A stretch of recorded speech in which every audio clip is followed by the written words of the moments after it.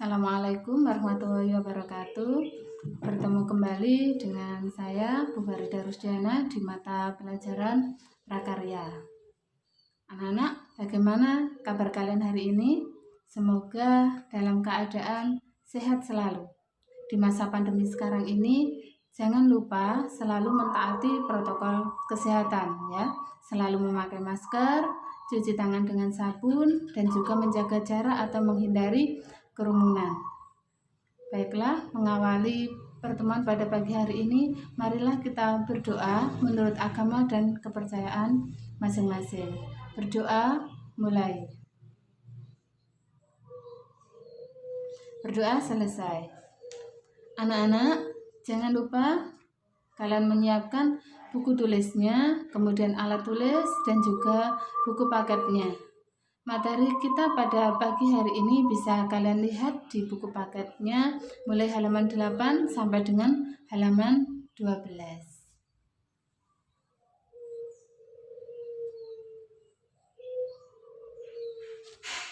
Baik, kita mulai.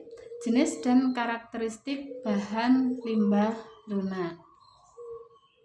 Kompetensi dasarnya memahami pengetahuan tentang jenis, karakter, dan teknik pengolahan kerajinan dari bahan limbah lunak.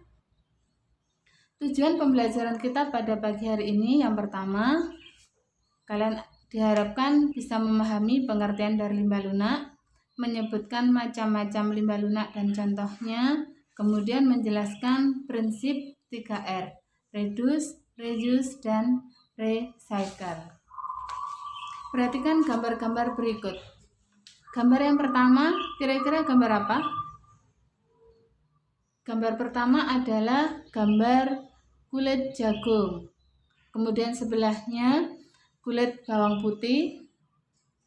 Ada lagi gambar kulit kacang, kemudian kulit salak, jerami, dan yang terakhir adalah limbah kertas. Di situ ada kertas koran.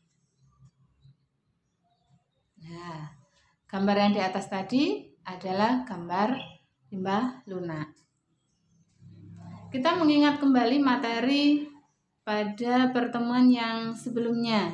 Pengertian limbah, suatu bahan yang terbuang atau dibuang dari hasil aktivitas manusia sehari-hari maupun proses alam yang belum memiliki nilai ekonomis. Itu pengertian limbahnya. Kemudian yang sekarang pengertian dari limbah lunak. Limbah yang sifatnya lembut, empuk, dan mudah dibentuk. Oke, lanjut ke macam-macamnya. Macam-macam limbah lunak. Yang pertama, limbah lunak organik, yaitu limbah lunak yang berasal dari tumbuhan yang dengan mudah dapat diuraikan. Contohnya ada kulit jagung, kulit bawang, daun-daunan, kulit buah, dan juga kulit sayuran. Kedua, limbah lunak anorganik, yaitu limbah lunak yang berasal dari bahan olahan, campuran zat kimiawi, dan menghasilkan bahan yang lembut, empuk, lentur, dan mudah dibentuk, serta diolah dengan bahan yang sederhana.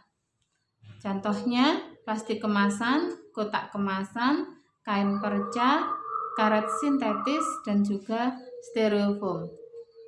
Kita lihat gambarnya. Sudah dibedakan antara limbah lunak organik dan limbah lunak anorganik. Yang sebelah kiri itu contoh limbah lunak organik, ya, ada kulit kacang, kemudian kulit jagung, kemudian yang bawah sendiri itu pelepah pisang. Gambar sebelah kanan limbah lunak anorganik. Ada 3 contoh di situ, kain perca, kemudian plastik kemasan, yang bawah sendiri styrofoam. Materi selanjutnya, prinsip pengolahan limbah. Ada 3 prinsip pengolahan limbah. Yang pertama, mengurangi atau reduce. Artinya, meminimalisir barang atau material yang kita pergunakan. Kalau kita meminimalkan penggunaan barang atau material, secara otomatis sampah yang dihasilkan pun akan berkurang. Kedua, menggunakan kembali atau reuse. kita menggunakan barang-barang yang bisa dipakai kembali, menghindari pemakaian barang sekali buang, ya, sekali pakai lalu buang. Kemudian ketiga, mendaur ulang atau recycle.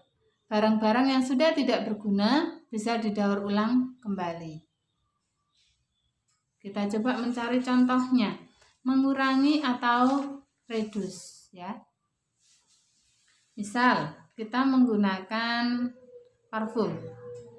Kita tidak perlu menggunakan banyak macam, cukup satu saja.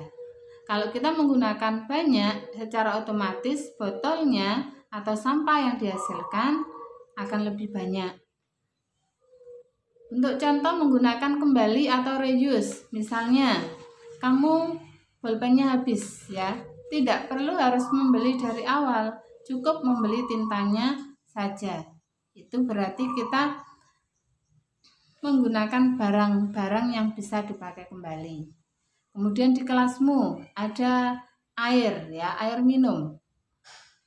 Ketika air itu habis, kita tidak membeli dari awal, dari galonnya utuh gitu, tidak, tapi kita tinggal mengisi ulang airnya saja.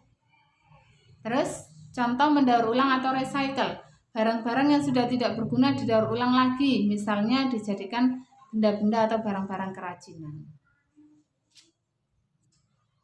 Oke, setelah kalian mempelajari materi tadi, ada tugas yang wajib kamu kerjakan, dikerjakan di buku tulisnya, nanti akan saya periksa ketika kita sudah tatap muka kembali.